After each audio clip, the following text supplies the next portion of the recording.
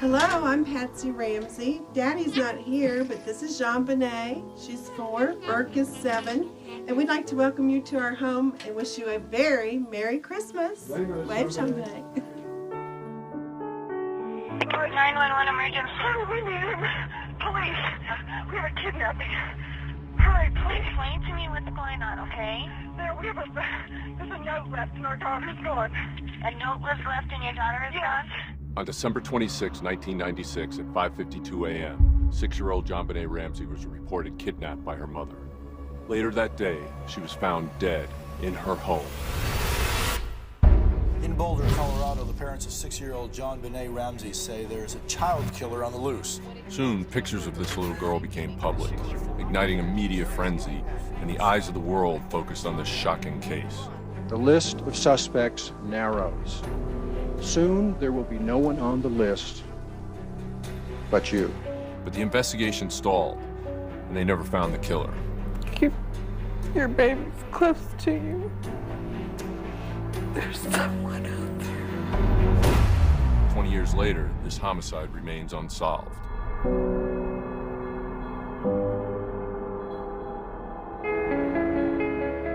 I'm Jim Clemente. I'm a retired FBI profiler. I'm an expert in the areas of child sex crimes, child abductions, and child homicides. My name's Laura Richards. I'm a criminal behavioural analyst, and I've been trained by New Scotland Yard and the FBI. I joined the FBI's Behavioral Analysis Unit in 1998, and we did a cold case review of the JonBenét Ramsey homicide. Originally, it looked like a traditional kidnapping because there was a ransom demand. We found out it clearly was not a kidnapping case. Within 8 hours, the body was found in the house. My lens is firmly fixed. I'm a victim advocate. I want to get to the truth on behalf of JonBenét. It's something that's always stayed with me, of just wondering, was this a predatory stalker? Was this an intruder? Was this a domestic violence or child abuse situation? Our goal is to finally get to the truth and tell the world what actually happened to JonBenét Ramsey. Oh my God, please. Hurry. Patsy?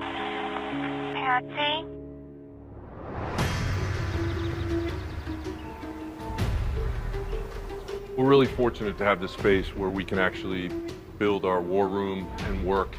So this is really our think room, being able to go through all the hypotheses, go through all the information and the facts, and I think that part is going to be invaluable.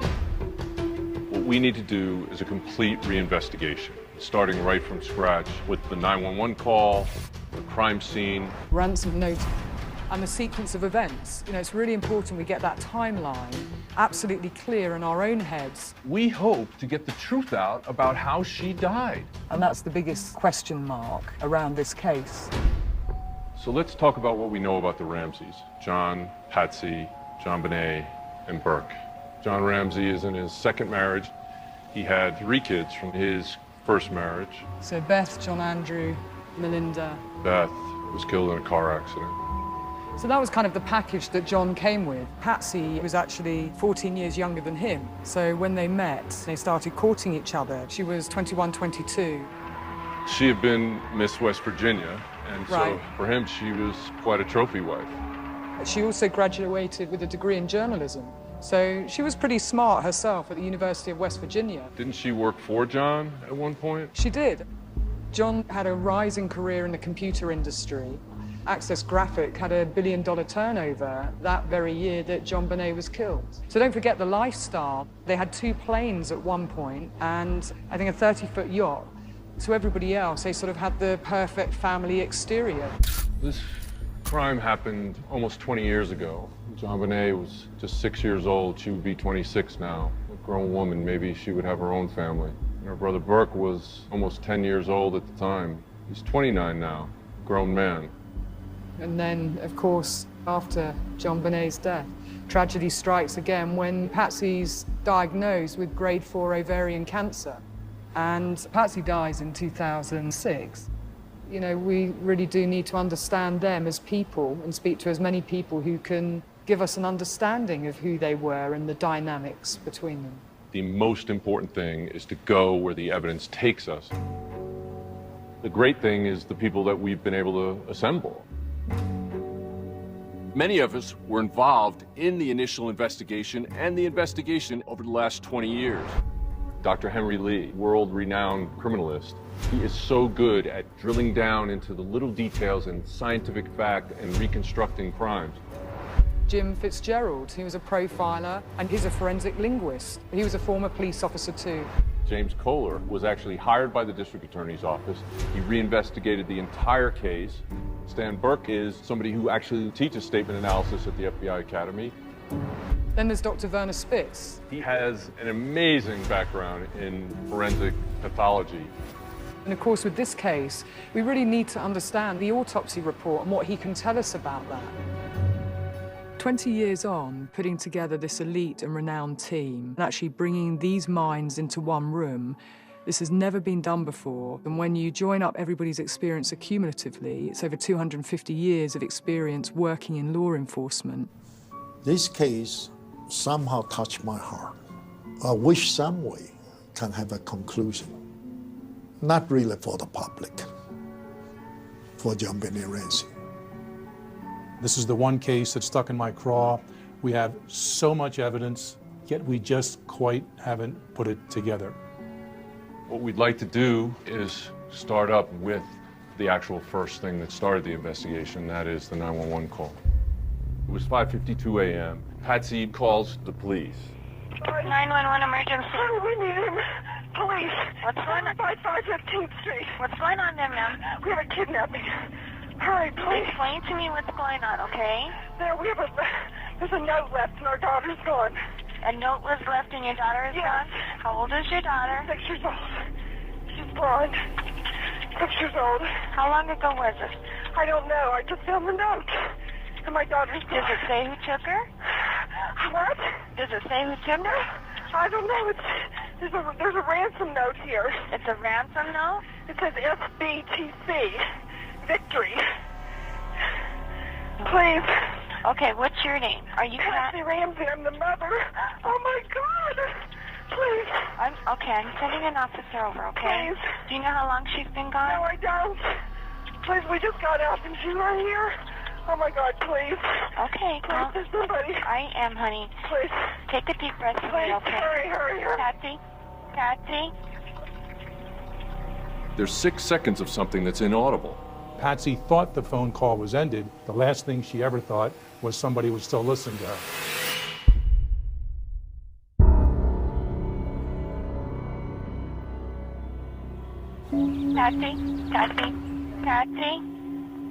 Patsy?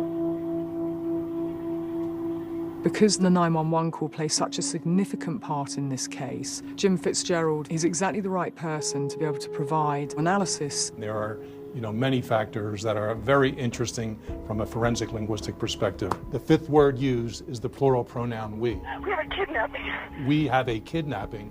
What does that even mean? Where's the ownership? She's blonde. 6 years old. She doesn't mention her daughter's name. She says, my daughter, my 6-year-old I'm the blonde. mother. I'm the mother. Are you Pasty Ramsey? I'm the mother. These are behavioral things that I think are extremely unusual. Take a deep breath for me, Please, okay? hurry. Patsy? The hanging up, if you will. When you make that phone call, someone close to you has disappeared. You're sending out that phone call for help.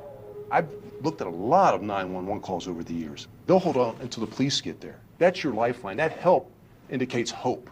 The moment you hang up that phone, you end the hope. And for that phone to be hung up, you got to ask yourself why. Right. If they're legitimately hoping for their child to be taken care of, rescued, saved, whatever, if there's something else going on, then you have a different set of parameters involved. And it's interesting that Patsy thought she had hung up the call and disconnected it while the dispatcher was actually calling out her name because she wanted to talk to her more and keep her on the phone until the police arrived. Patsy? But she did not hang up the phone. In the background, we heard some voice. Some more voices. Who do you hear? In the 90s, they tried to do enhancements of that tape. 911 emergency. There's been a lot of controversy about what they have actually uncovered on the tape, and most of the general public has never heard the enhanced version. We want to use today's technology to actually nail down what exactly was said and by whom in those final moments of that tape. Oh my God! Patsy?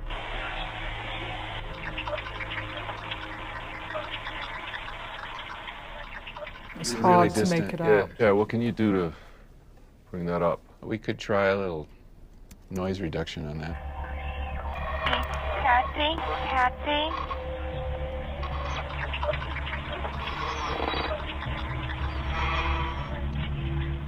Some real, It's really hard distant. to make it out. yeah.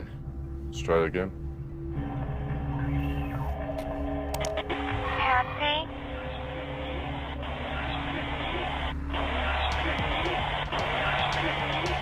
Patsy? Can you slow it down? Patsy?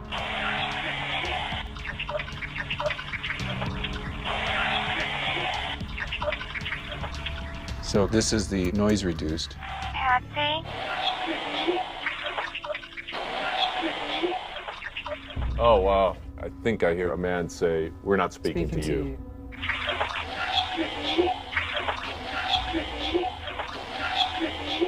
I think that's John Ramsey's voice. JonBenét and I had a very close relationship. I will miss her dearly for the rest of my life. We are not speaking to you. Well, the tone is a parent talking to a child. Yeah, I've never heard that before. Okay, so why don't you play it from there?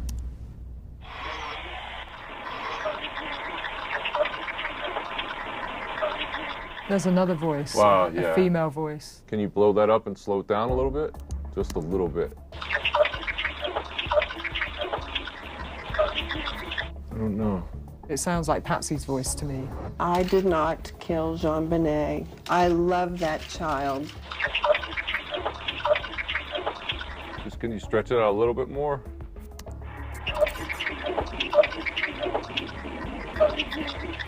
I'm getting, oh, something Jesus, and then it repeated.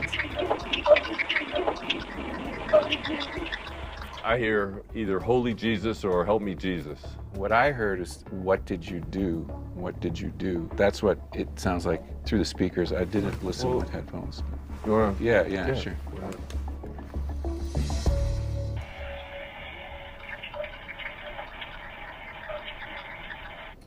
I do hear the Jesus the second time. Let's put that through this noise reduction. Okay, great. I'm showing it just the noise in between the speech. Got it. So hopefully it just takes that out and leaves the speech. Here it comes. You could be right. It's the same number of syllables, but when you pointed that out, I think I hear the difference between the two sentences. The first part is a little blurry, but certainly what did you do is a very real probability here. Okay, so let's go on to the next part.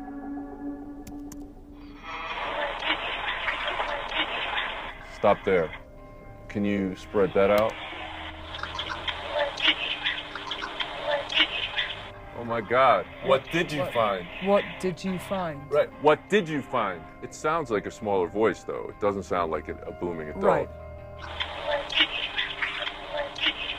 There were only 4 people in that house. Right, one of them was dead. I believe we've heard John Ramsey's voice. Patsy? We've heard Patsy's voice. So we know the only other person in the address at the time is Burke. Right. This is hugely significant. Oh my I mean, God. this changes things because their account is that Burke was asleep at the time. They made a point of saying he was asleep and he had nothing to do with it and that they never even asked him whether he heard anything. Patsy? Patsy?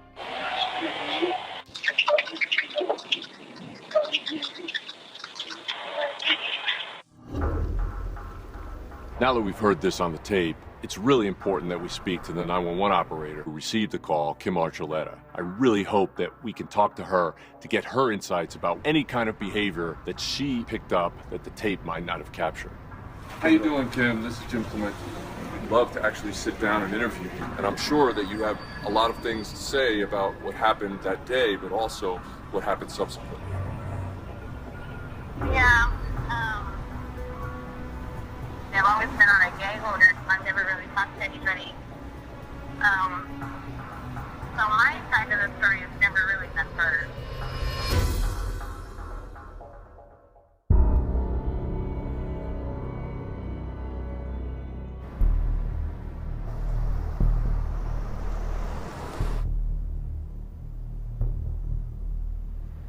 Hi. How you doing?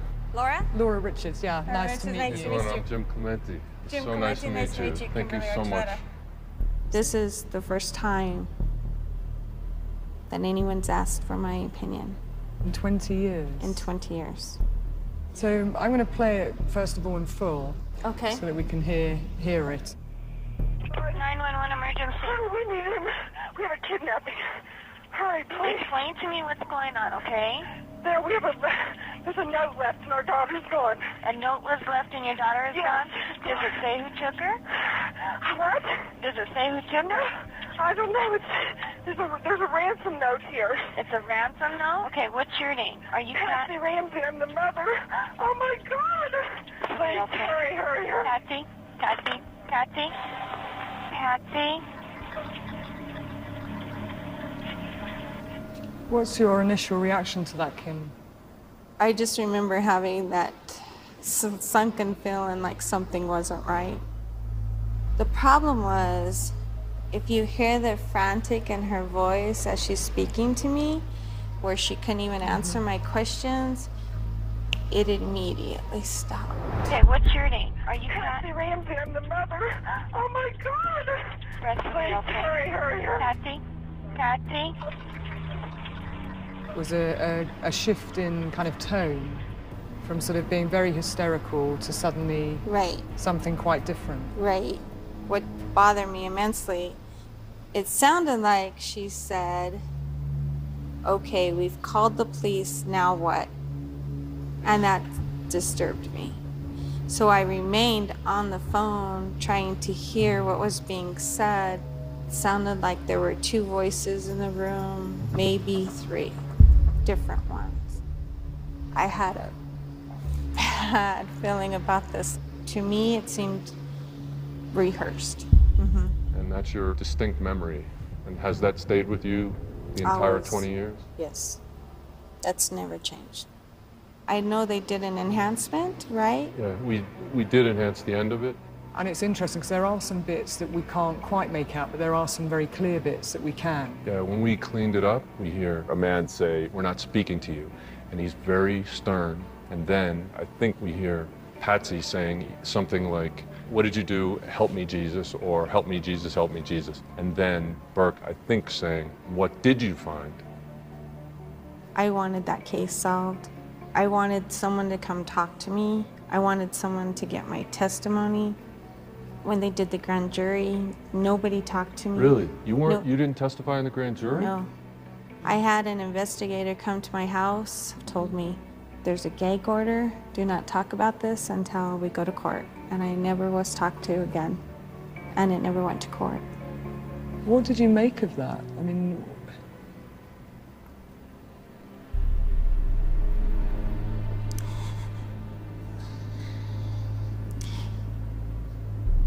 that's one of the reasons why I even stayed on until they disconnect, because there were things being said that somebody needed to know.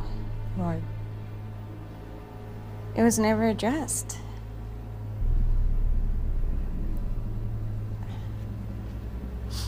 I think it would have really turned the case around.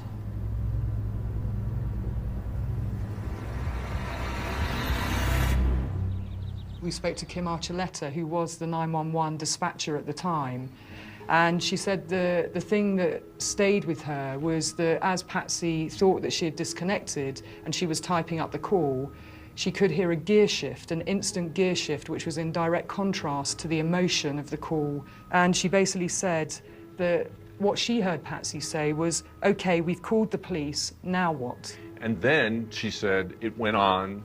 There was a conversation. She could hear other voices, but she couldn't necessarily make that out. However, when we got the tape enhanced, what we heard was a little different. You had John saying, "We're not talking to you," very clipped.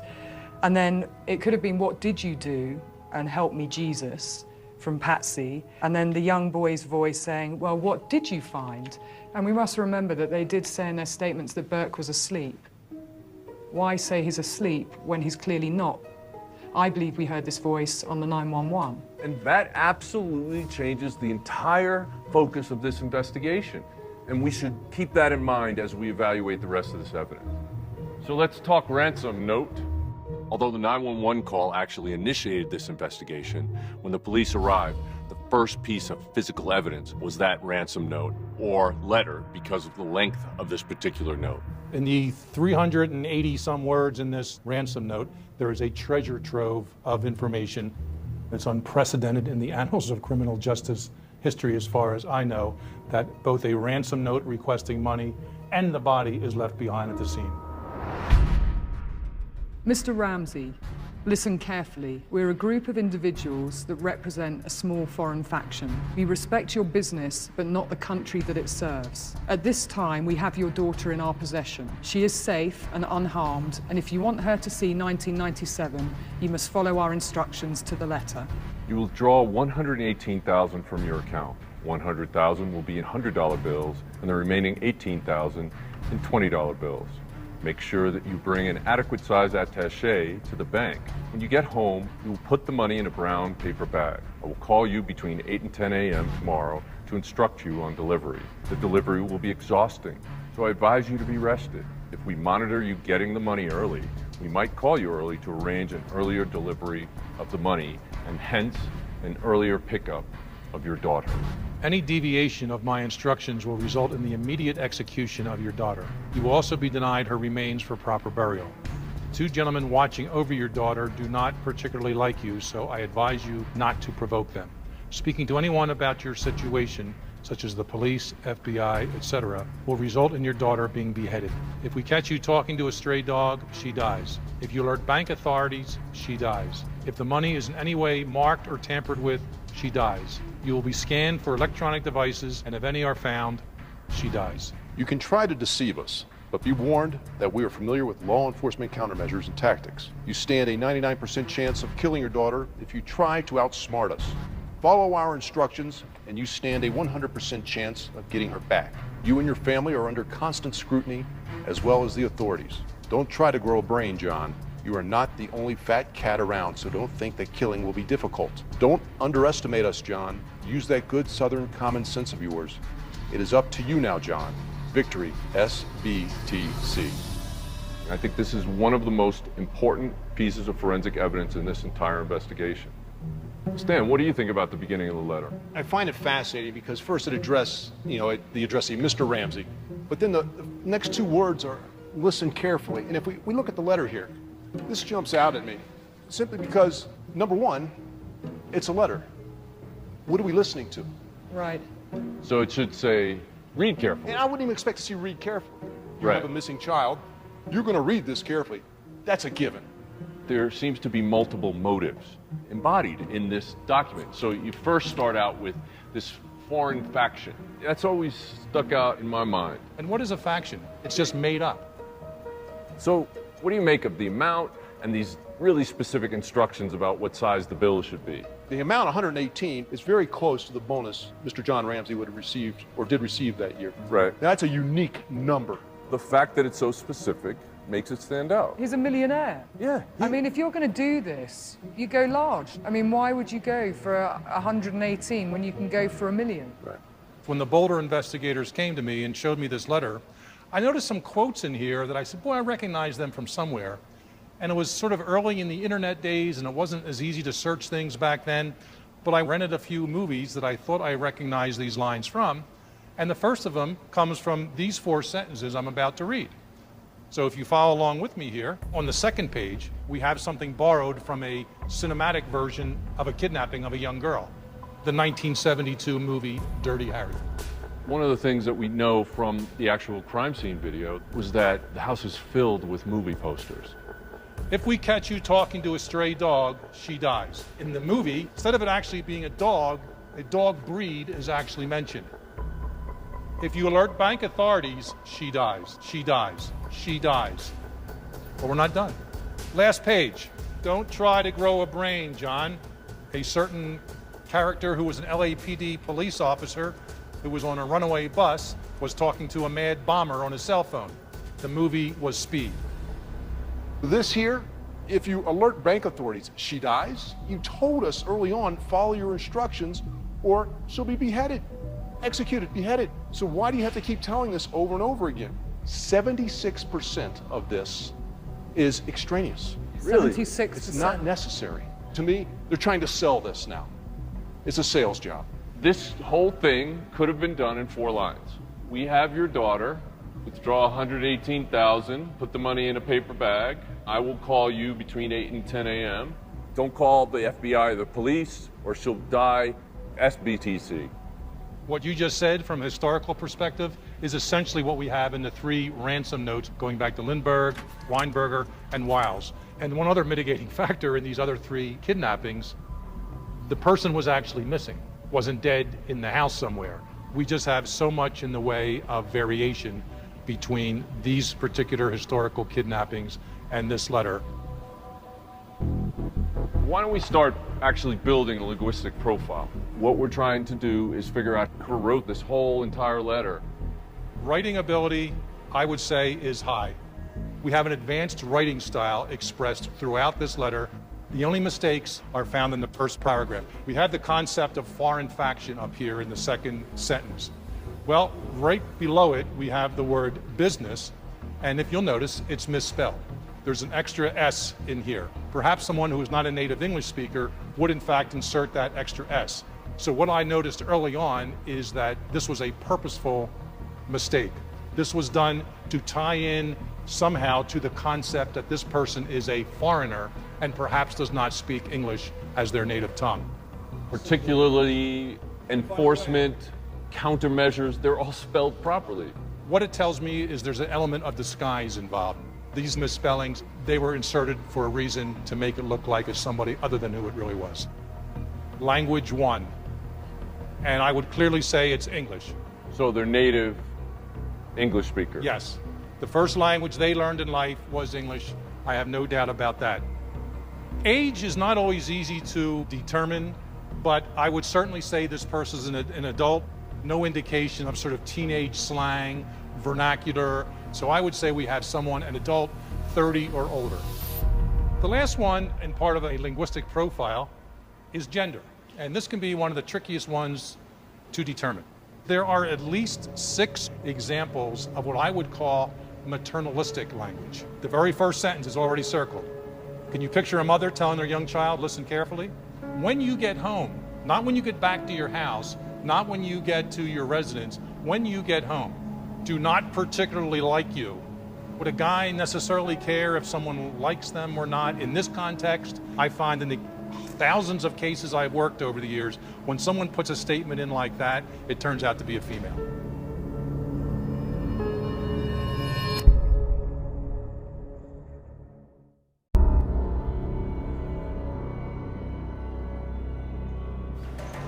The less information you give in a ransom letter or note, the less of a chance you have of being caught. You don't want to leave clues. Right.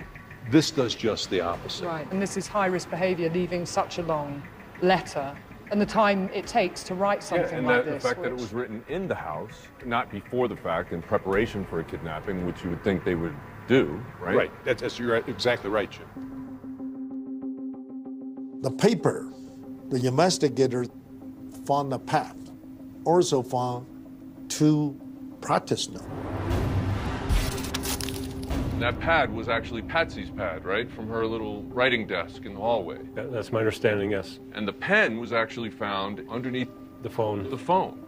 Whoever wrote this managed to commit a murder, find the pad, find the pen, practiced a couple times because they didn't want to show bad penmanship or something, write it, and then put the pad and pen back to where they normally are kept. It makes no sense at all to do that, unless it's something other than what the note is making it appear to be. You know, they go to all of this trouble and time writing this note. So I'd like us all just to write out the letter and I'm going to put it to time. I'm ready. Let's begin. It's not about speed, but it is about exactly what they have written in the notes. Hand cramp. We're doing it a lot quicker and without dotting all the I's, which noticeably all of the I's are dotted in this. Wow, lots of I's. And that takes more time because you're being exact. I didn't understand your instructions, and I used all uppercase, so I had no I's to dot. Right, I'm done. Finally. 21 minutes. Just mechanically, it took 21 and a half minutes just to write this thing. If it were original text, it would have taken so much longer because somebody is thinking of what to write. But even if they did it this fast, that's 21 and a half minutes that they could have been caught. 21 and a half minutes that they stayed in the house longer than they needed to. Assuming this is done by an outside person who broke into the house for the purposes of a kidnapping. I think we can all agree this letter is clearly staged. What we have to decide through our investigation is whether it was staged by somebody in the family or somebody who came into this home.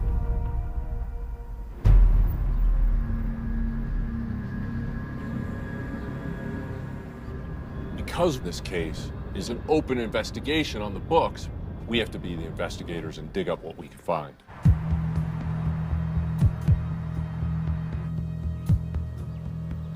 Ron. Hi, Jim. Good to see you. Thanks for coming up. Ron Walker was the only FBI agent to visit the crime scene on that day. It's incredibly important for us to talk to him and get his insights. I was just telling Laura that unlike any of the other people who were first responders to the scene, you went as a behavioral analyst. Right. You had already had that training, years of experience. You knew what to look for. Once it became obvious that it was a murder case rather than a kidnapping, then the FBI really didn't have primary jurisdiction in the case. You know, looking back, only one homicide a year was kind of what they were dealing with, so they didn't have the knowledge and your expertise. What we'd like to do is build a timeline of what happened over that day. But the first day is the most critical. You're going to have the answers to some of the gaps that we've got. Well, at some point that morning, the Boulder Police Department notified the FBI about a kidnapping for ransom of a child. That's the only information that they conveyed to me at that point. 5:52, the 911 call was made. Next are the calls to the Ramsey friends, the Fernies and the Whites. The next one that I have is actually the arrival of Officer French. And sometime after 6 o'clock, but an unknown time, is the Ramsey friends arrive. And then the next thing, and I don't have the time associated with this, is the crime scene investigators and victims advocates arrive. 8:10 is the time that Arnton arrived at the house. Yeah. I got contacted around between 8:15 and 8:30. I drove to the FBI office in Denver to pick up the equipment that I thought I would need. 11 o'clock, I arrive at the Boulder Police Department. 11:45 is the first time I have a discussion with Sergeant Larry Mason. We discussed all the information that we had up to that point. What's going on at the house, what's going on with the police department, who's doing what. Once you got in there, how did it progress from there? Well, once I got into the command post, I got to look at the ransom note. You know, the first thing that caught my eye about the note itself was the length of the note. Highly, highly unusual in the realm of kidnappings. Right. Yeah. A couple of things jump out at you right away, at least from my perspective. Number one is the whole idea of a small foreign faction. If you're going to kidnap somebody, what you're going to want to do is convey an image of authority and power. Right. You know, we're a large group of terrorists who have your daughter and we're going to kill her unless you meet our demands. Right. Not a small foreign faction. Right. It competes against itself, right? It does. In general, abductions of children for a ransom is an extremely rare event. Right. And much more prominent are the parental kidnappings. Correct. Of a non-custodial parent or by a non-custodial parent.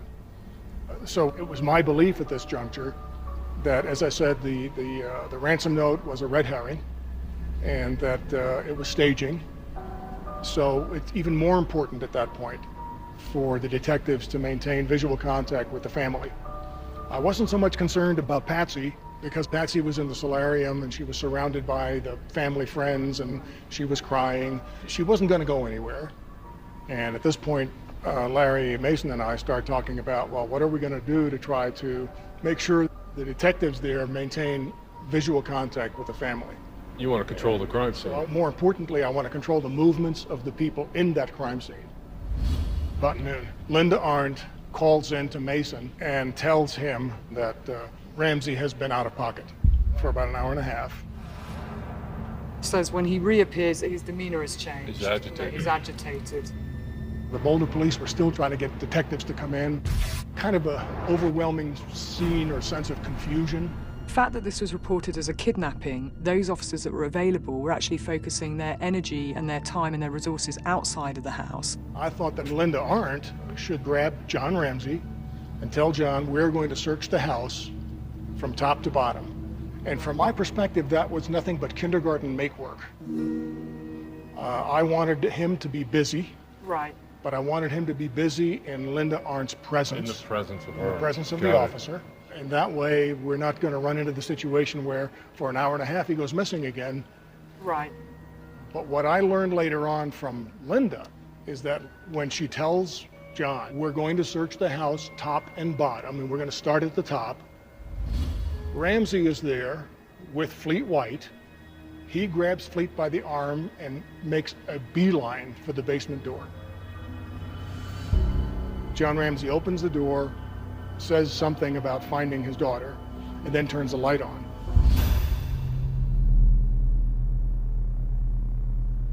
Virtually every staged murder case that I have seen, the perpetrator manipulates the arrival of friends or other family members who are then put in a situation where they actually discover the body, right, or they are with the perpetrator as the body is discovered. They bring somebody along, they discover the body, but with a witness who can testify to their shock and awe and horror at what they find. So John Ramsey brings the body upstairs. He puts her down right here. He puts her down on the ground. But right here is a living room couch, a coffee table, chairs. Why would he put her on the floor? By the time I got there, her body is in the living room. Right. Near the Christmas. So she's been moved again? Well, Linda Arndt moves her the second time. She and Officer French are the only two people there now at this point. She's effectively having to control people walking through the crime scene. The way I learned this is when Larry and I walked in the entrance, Officer French was standing right there. And I asked him, I said, hey, were you standing here when the body was found? And he says, yeah. He says, Ramsey brought the body up and put it right there. I looked down at my feet and I said to French, I said, you mean right here? And he says, yeah, right there. What I'm thinking is crime scene contamination. I mean, who else has walked on that carpet? You know, all the people in that day, the people that were there last week, traipsing in and out, and now the body is put down there, and now the body's picked up and moved yet again. So that's when it really first hit me about the nightmare that the forensic people were going to have.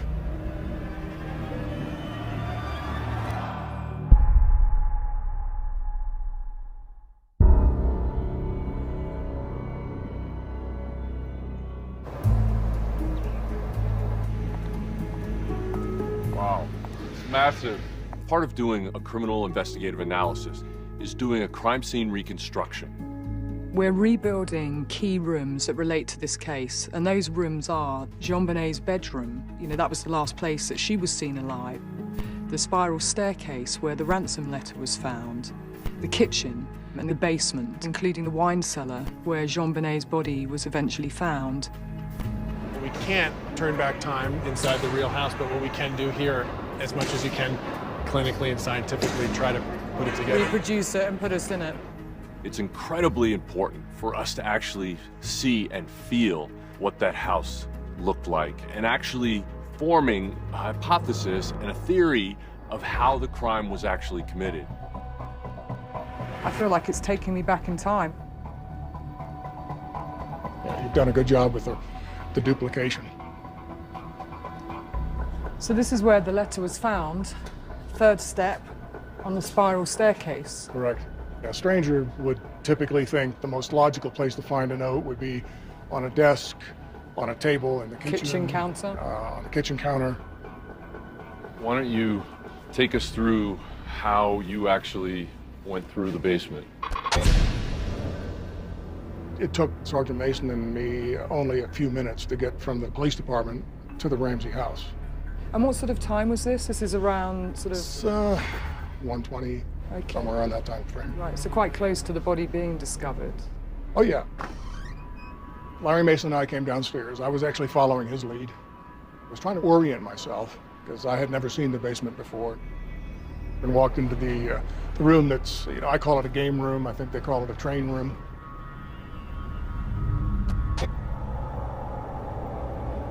And as I came back in this particular part of the room, first thing I noticed, obviously, was the 3 sets of windows in the wall up there. And I noticed the broken window and the suitcase. When I see a blue suitcase below a window, the first thing that I'm thinking was the intent eventually by the perpetrator to put the body in a suitcase and remove the body from the crime scene. Did things move too quickly? Was the perpetrator, who had that as his motive, overtaken by events? Right, or what about concealing the body for a time too? Well, concealing the body, right. I have to tell you, that's the first thing that jumped in my mind. So where did you go next? We're looking around, and Larry Mason pointed back there, and he said, that's the room where JonBenét's body was found. So at that point, we both walked back to that particular room.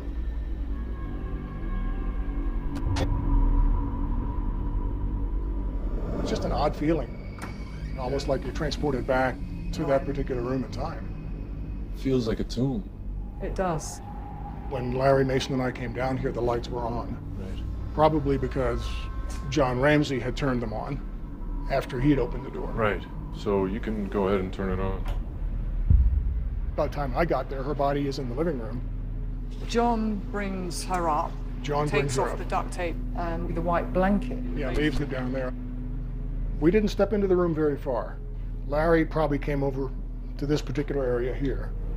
And I just kind of stepped in the doorway to the left.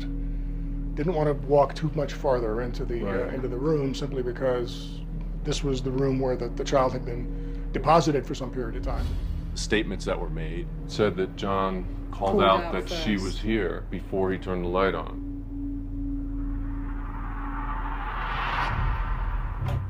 From my perspective now, I can look in here and see objects. Right. But I don't know that I can necessarily identify objects. Right. I mean, this just looks like a jumble of cloth to me. Right. And how would you know Right. that that was actually your daughter wrapped up in there? As I recall, he's never been asked those questions.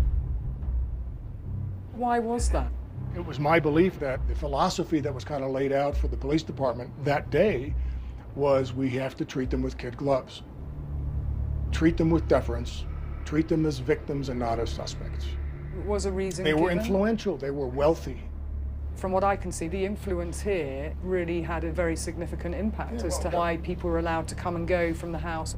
Going through the list of things that initially puzzled me, but then I started thinking, when you add them all together, I started thinking, well, there's something really bizarre and odd about all of this. Right. Right around the time that I was there. There was another detective there that I think had overheard John making a call for his airplane. And this was after the body has been discovered. Right. Why does John Ramsey want to leave so quickly when he has to understand that there's going to be a police investigation and his daughter has just been killed? You know, for me, it isn't just a red flag. This is an absolute anomaly. First thing you do in a homicide case, if you have witnesses, is you separate them, you take them someplace, and you get a statement. Right. And you have to get the Ramseys interviewed by the police. In that first 24 to 36 hours. And the only problem is they didn't get interviewed by the police. They didn't, right. That's why we need to speak to Fleet, because I really want to know what was going on in that house. Fleet and Priscilla White are what we would call significant witnesses.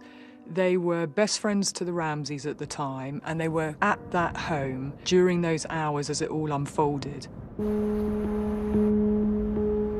We got a message from Fleet White.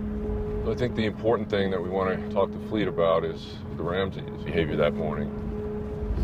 I certainly find that a very curious decision of why you would invite your friends to your home address when you're in crisis and chaos. Especially if they think that somebody actually came into their home and abducted their child. Why are they bringing in other friends? Right. I know that the Whites are very concerned about talking openly about this case because they've had a really bad experience. Fleet was one of the first people to question John and told him categorically to stop hiding behind his lawyer and to cooperate with the police. In a 14-page open letter, Fleet White criticized the Boulder District Attorney and took particular aim at the Ramseys.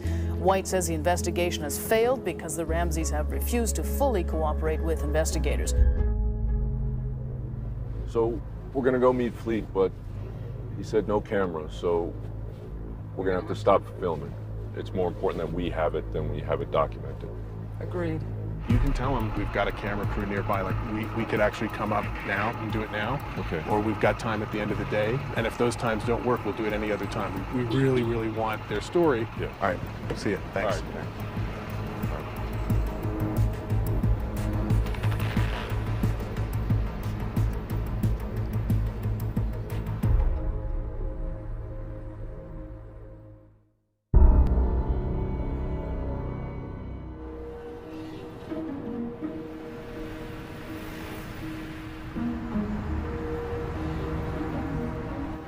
Wait, is this them? Yes, this is them.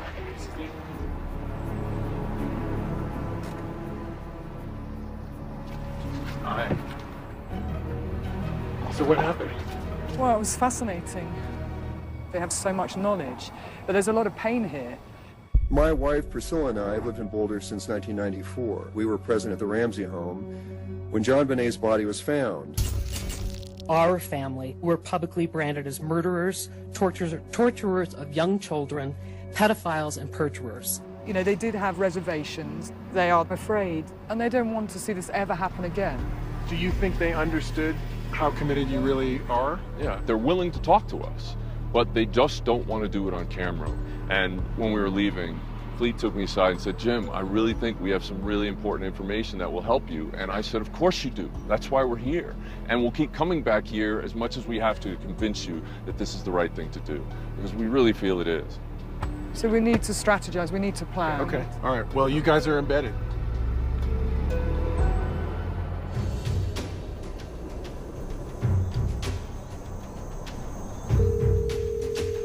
Our hope is to try and get what we would call community intelligence, to knock on their doors. Hi, my name's Laura Richards, and unlock some of these secrets to try and crack this case wide open. I was wondering if I could just speak to you for a couple of minutes. I'm over here in the US reinvestigating the JonBenét Ramsey case. Well, let me stop you here. It was just a terrible thing that happened, but I don't want to talk to you about it. We'd prefer not to talk about it. You would? Yeah. It's incredibly frustrating when you're talking to people and not getting any answers. This was the Ramsey's church. I'm over here because I'm reinvestigating the JonBenét Ramsey case. We just don't comment on that. My name's Laura Richards. I mean, a lot of people have been... If I can just tell you a little bit about who I am and...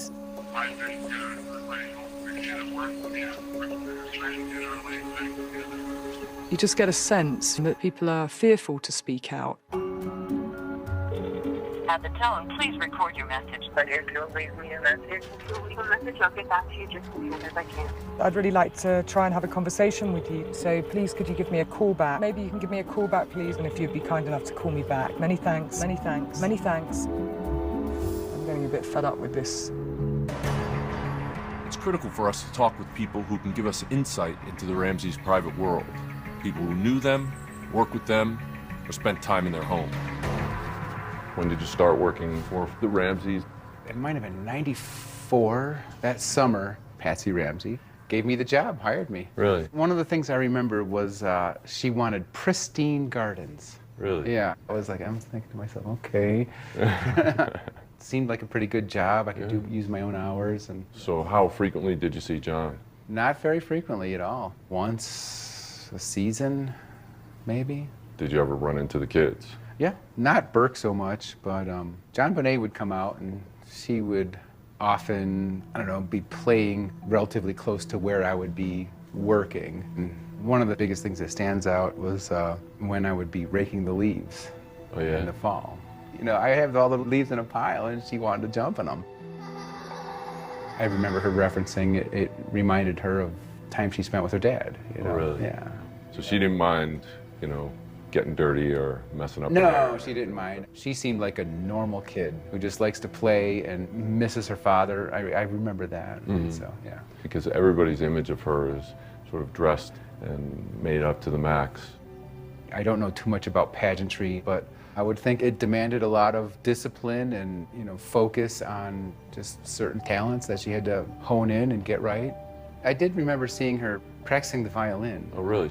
And Patsy was out talking to me, and then I think she went back and checked in and said, hey, you have to keep practicing. You know, Okay. don't put that down. Oh, really? And with respect to Burke, did he ever come out and play outside? Did you ever see him? What I remember was he stuck to himself. He seemed a little more introverted. She was more engaging and more outgoing than him. And so, your first impression of Patsy, what was she like when you first met her? Oh, she was very pleasant, really nice. Did she ever come out and... She came out once in a while, and we would talk about whatever, you know. One of the things I remember was when they announced the OJ verdict. We, the jury, find the defendant not guilty of the crime of murder. I was at their house. You were outside working on the garden. Patsy came out and told me that OJ was declared innocent. Really? If it doesn't fit, you must acquit. I just remember, like, she came out and started talking to me about it. Patsy? Yeah, she thought OJ got away with murder. She didn't like that one bit. You know, she did say, you can get away with murder in this country.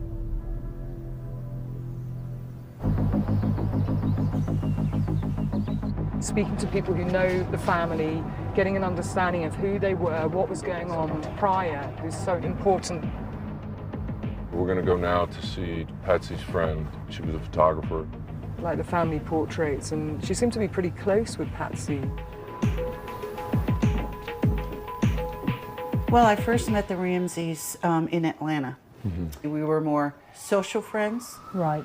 In Boulder, we became even closer friends because we were on the softball team together. Mom's Gone Bad, of all things. That's the name of our team. They had lots of friends. Lots and lots of friends from Boulder. They were both really good hosts. You always felt really welcomed when you walked through the door. I mean, Patsy was fun to be around.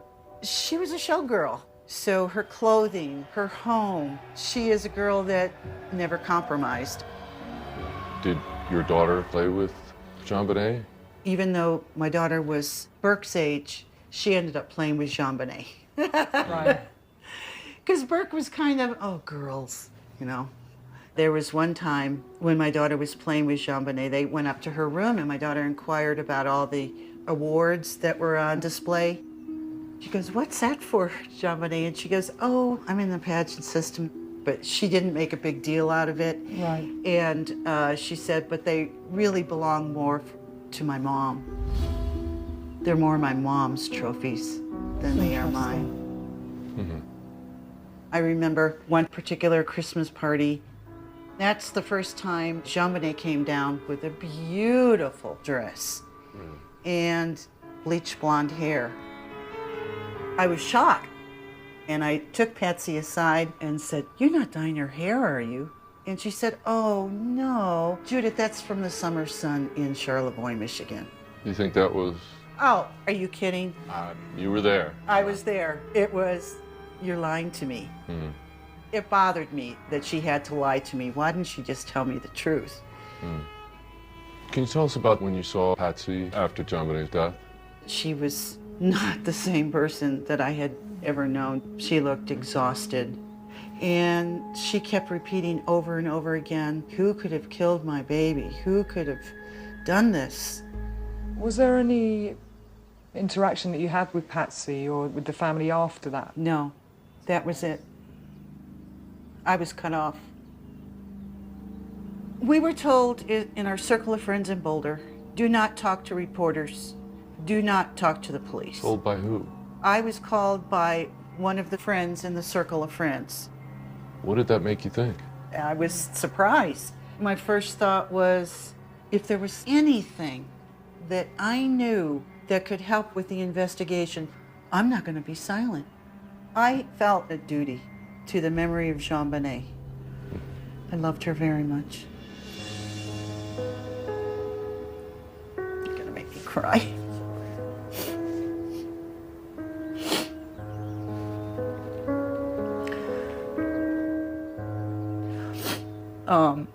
I opened my doors up to reporters and then talked to the police twice, and they just cut me off as a friend. They felt I betrayed them. You know, at the time, I didn't understand, but in hindsight, it's because I told it, you know, I didn't obey what all the other friends did. How did you feel, though, when you saw them actually doing the opposite? They went on CNN. I felt that they were hypocrites. And when Patsy said, hold your babies close to you, there's a murderer in town. It frightened my daughter so much that she couldn't sleep in her own bedroom for several months. What did you think about that? I thought it was bogus. Really? Yeah. In fact, Patsy asked a favor of me to go to the mayor. I knew the mayor because I had photographed her. Patsy said, please ask for protection for my family. So I went to the mayor's office and I said, Patsy wants protection. And she said, there's no murderer out there. How does it make you feel now when you think 20 years have passed? I feel angry. I feel angry that that little girl still, after all these years, has not gotten justice. And I don't believe she ever will.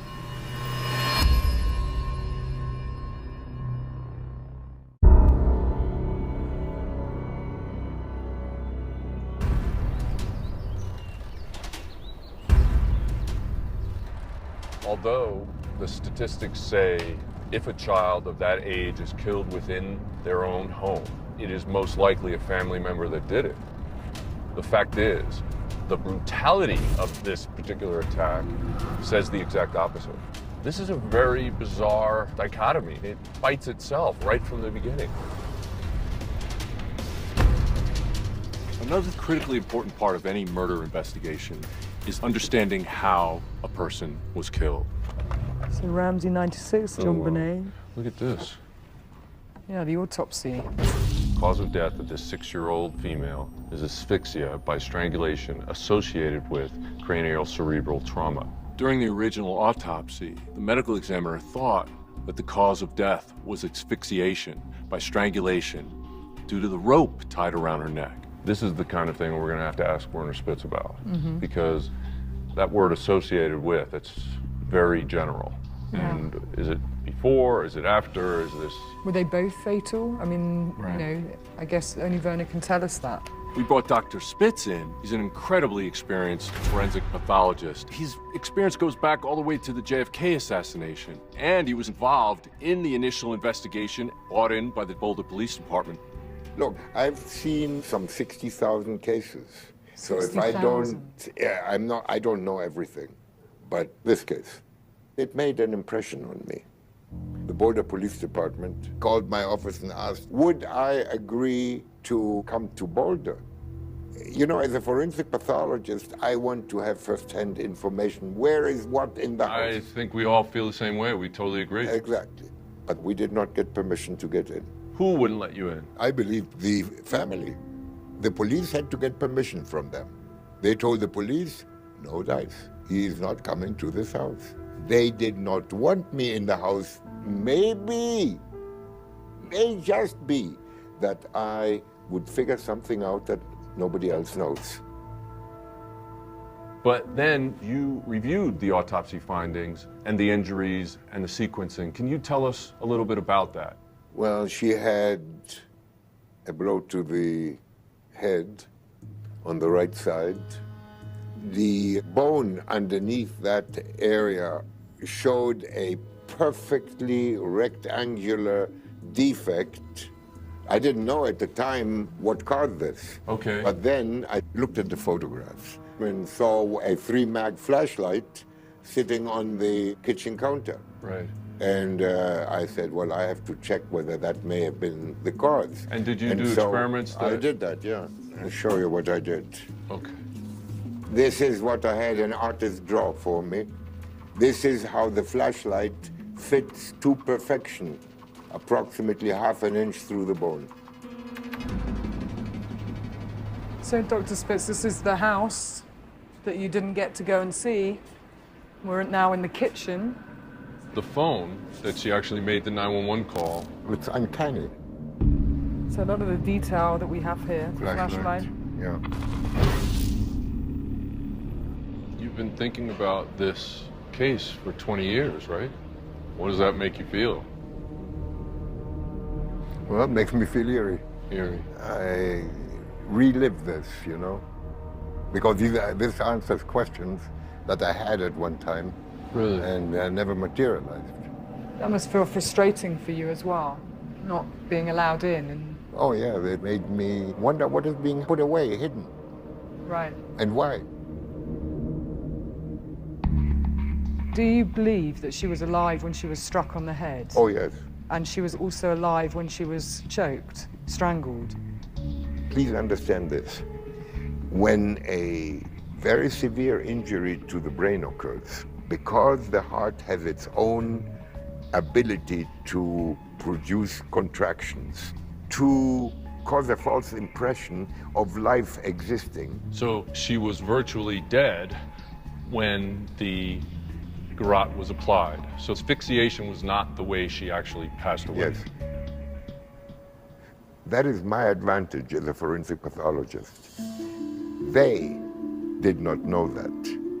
So they applied a mechanism of death that at face value, you'd think, oh, she was strangled. And then, of course, she has a blow to the head. So which is it?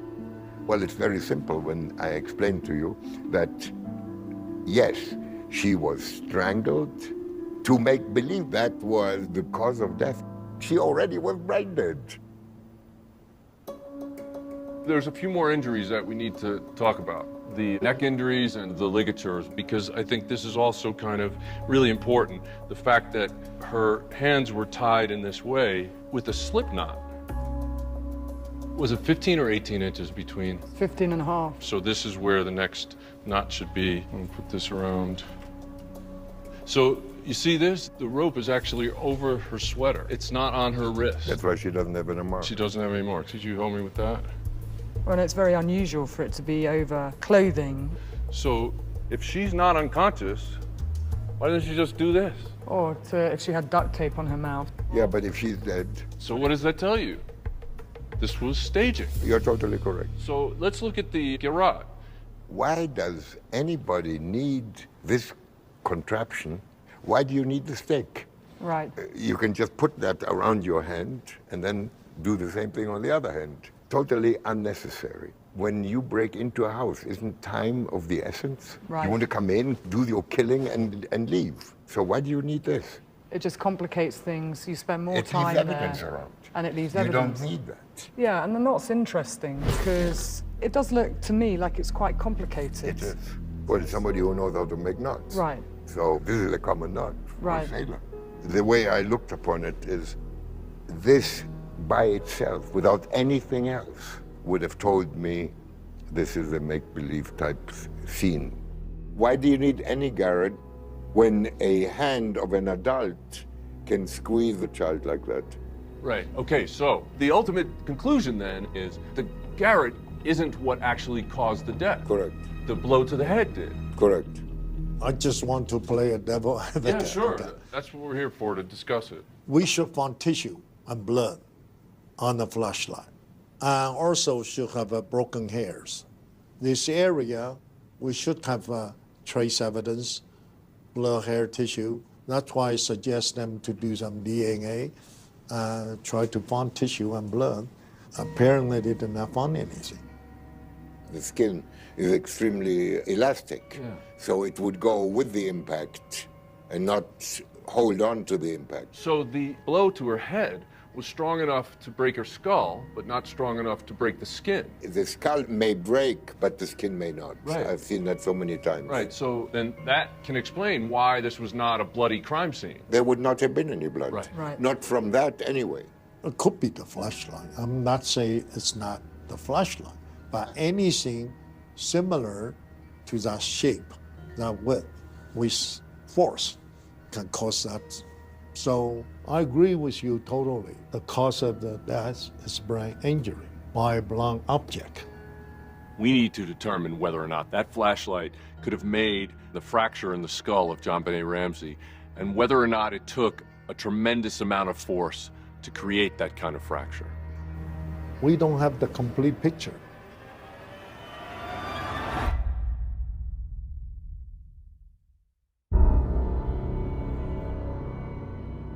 A vital piece of missing evidence has reportedly been found in the JonBenét Ramsey murder case. Time magazine is reporting police in Boulder, Colorado have found a flashlight that may have been used in JonBenét's murder.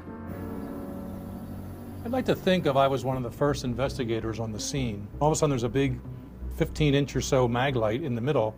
I'd at least want to say, hey, who does that belong to? This flashlight was never claimed, I believe, by anyone living at the address or by the police. None of the officers claimed it was theirs. It's my understanding that it was a gift given to them. It was kept in the kitchen drawer. And that is presumptively how it got in the house. The reason why we want to do impact tests is to determine whether or not that flashlight could have made the fracture in the skull of JonBenét Ramsey, and whether or not it took a tremendous amount of force to create that kind of fracture. On the right side of the head, there was an impact. The flashlight hit in the back of the head, somewhere around on the right side, but towards the back, where I'm showing here with my finger. Right. The brain was bruised along the entire right side. Where the brain was bruised, energy waves went through the entire brain from the right side all over. This is called a concussive impact that caused a concussion to the brain, in this case, a fatal concussion. The fracture to the skull preserved the appearance, the dimensions of the flashlight that was on the counter in the kitchen. Forensic pathologists always look for patterns, because a pattern opens the door to what type of instrument was used. But one thing is important. There was not a drop of blood on the outside. Why was there not a drop of blood? Because there is an elasticity to the skin, so this is all blunt. Nothing here will cut the skin. When the flashlight came down, the flashlight went in for about ½ an inch. The skin was pushed in, broke the bone, and did not cause any damage to the skin. Is there any way we can replicate that?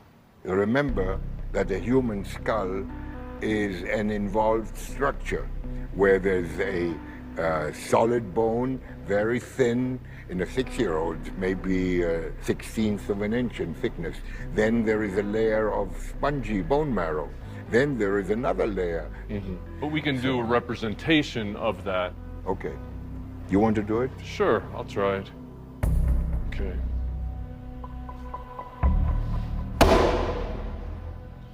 So that's just like this diagram that you have? That's exactly like that. See, the main thing about this one is the fact that it's totally rectangular. The head of the flashlight easily falls into that defect, leaving no space. I've seen a lot of different kinds of injuries. Now, this instrument here can be an amazing weapon. So would it take tremendous strength to do this? Because this is a heavy object with 3 batteries in it.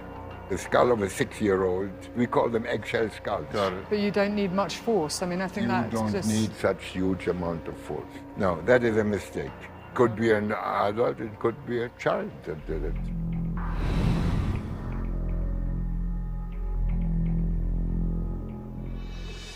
Okay, so this would be exactly how tall JonBenét was. Right, she was 3'11". Yes. So Dr. Spitz, we have a skull, but with pig skin over the top of it to act sort of like the scalp. to see what it looks like if somebody hits it with a flashlight. We're trying to sort of simulate this as closely as we can as a sort of a scientific experiment, but this is quite hard to do, but we do need to do this just to see what it looks like. Okay. Because there's so much controversy about whether or not a child is actually capable of creating the defect in the skull, we thought it would be good if we actually brought in a child who was about 10 years old to actually do the demonstration with him. Sure. We're going to ask you to strike the skull. Where do you think, Dr. Spitz? Round about here? Okay, and do it here. So round about there. Okay. Are you ready? Yep. Okay. We'll just take it off here. We're just going to peel this back, and you can see how it's broken. It's very similar to the type of break that we saw on JonBenét. The impact of the demonstration was a convincing confirmation of the association of the flashlight with that injury in the head. For any injury, it's velocity. Velocity squared times the mass give you the energy. This is a lot of energy. There was, in my view, no doubt that this flashlight, or one exactly like it, caused that injury. And it didn't take tremendous strength to do that either. It did not.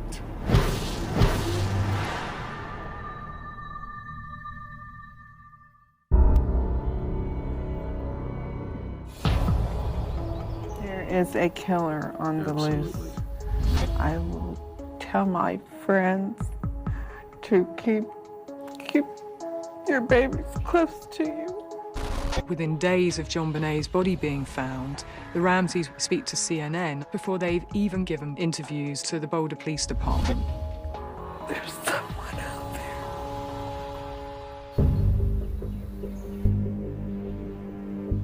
So we have the first interview that the Ramseys did on January 1st on CNN. It's probably one of the most important because it was right at the start, within days after their daughter being found murdered, and they invite the media in, and I think it's really interesting what they actually said at that press conference as well. It's not just about them being proactive, it's the content of what they said. Right, and they have not sat down with the police department to do separate interviews in order to rule them out as suspects in this crime, yet they're sitting down with CNN.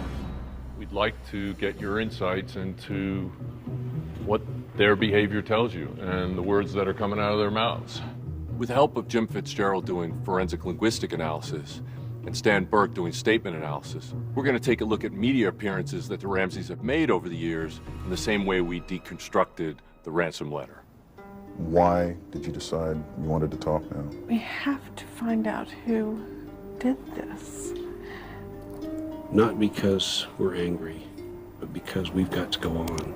Someone's broken into your home, someone has killed and abused your child. You're going to be angry, and you're going to want to find out who did it, and you want to see punishment.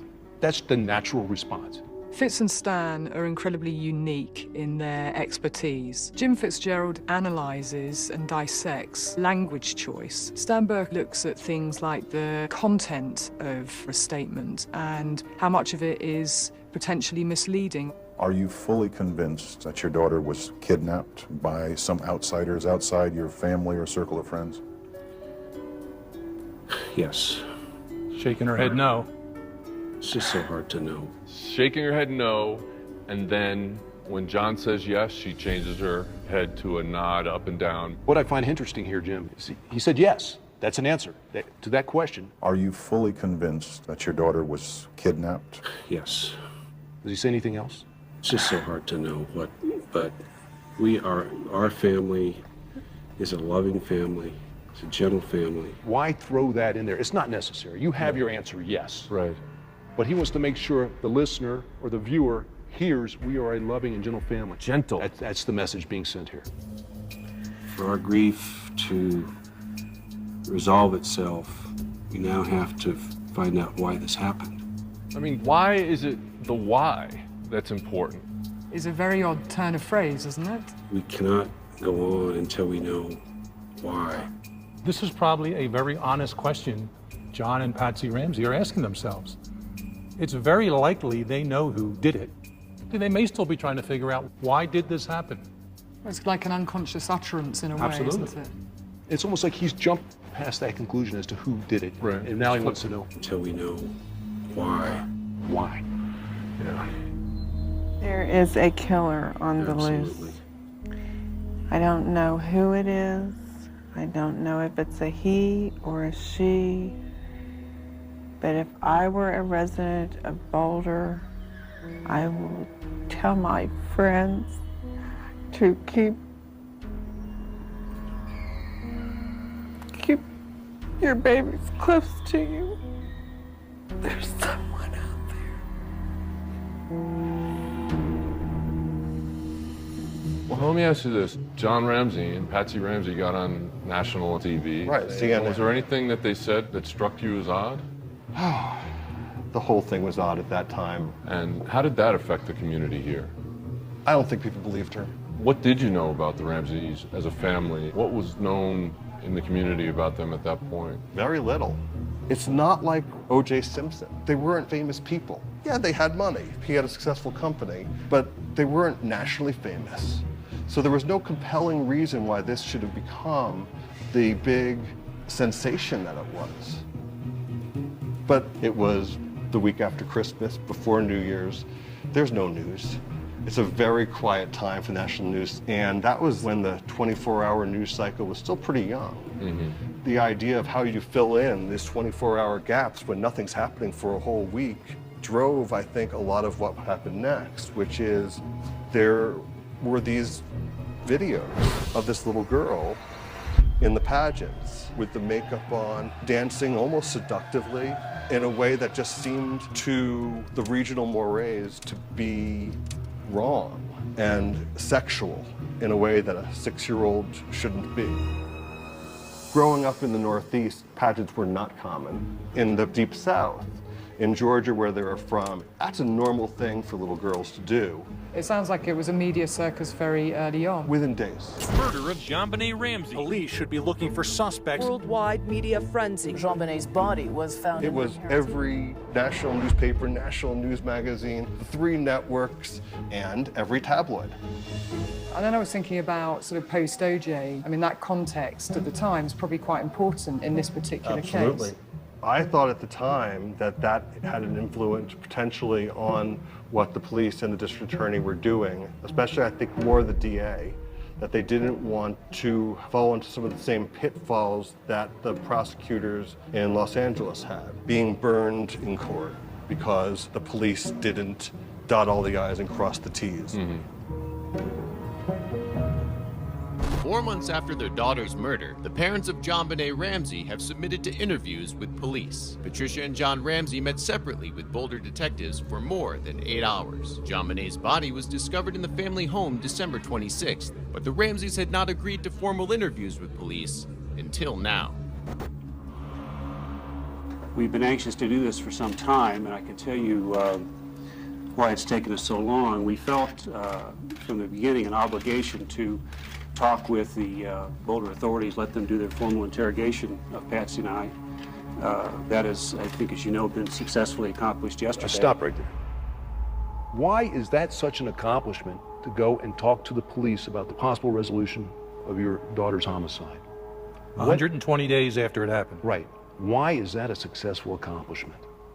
To those of you who may want to ask, let me address very directly. I did not kill my daughter, JonBenet. JonBenet and I had a very close relationship. I will miss her dearly for the rest of my life. I'm appalled that anyone would think that John or I would be involved in such a hideous, heinous crime. But let me assure you that I did not kill JonBenet. I did not have anything to do with it. I love that child with my whole of my heart and soul. This last 30 to 60-second snippet we've just watched, they are very convincing, quite frankly, to me, in those basic declarative statements. I did not kill JonBenet.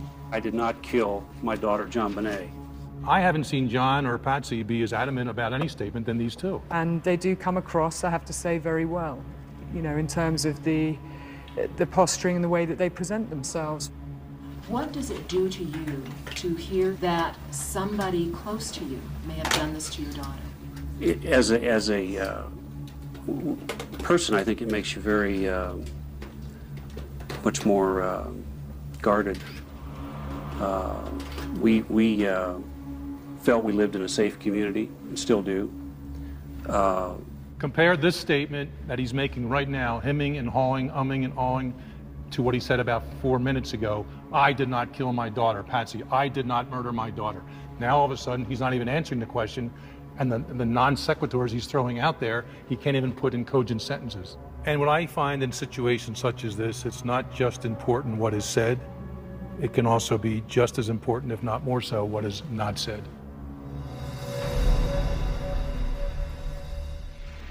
Tomorrow night, on the conclusion of the case of JonBenét Ramsey.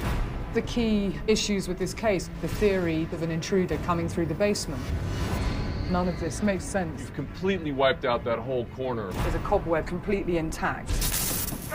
We should let the evidence speak for itself. I think they have to retest. The panty have DNA. Do you have any secrets, do you think? If I did remember any, I don't think I'd tell you. There were two other people still alive in that house that night. John and Burke. Can you tell me what this picture is? Oh, something. So why isn't he just saying what it is? This is the last time I'm going to talk about the case. For 14 years, nobody had any idea until a grand juror stepped forward and disclosed, we voted to indict. No charges have been filed. He contradicting what the grand jury did. And I just don't understand that. We see it in the letter, in the press conferences. God knows who you are, and we will find you.